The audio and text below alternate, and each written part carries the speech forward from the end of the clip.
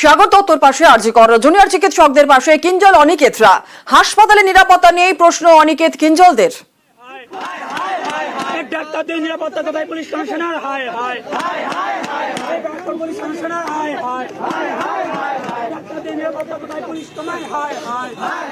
প্রথম কথা, বহিরাগত শুধু মহিলা ছিল না, ওখানে ম্যাক্সিমাম পুরুষজন ছিলেন এবং একজন ফিমেল পিজিডিকে ঘরের দরজা ভেঙে খুলে তার হাত ধরে টানতে গিয়েছিল।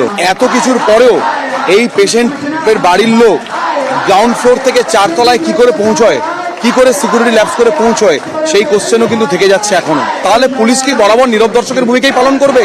এই যে এত প্রতিশ্রুতি, এত কিছু করে দেওয়ার প্রতিশ্রুতি, সেগুলো কোথায় আসছে?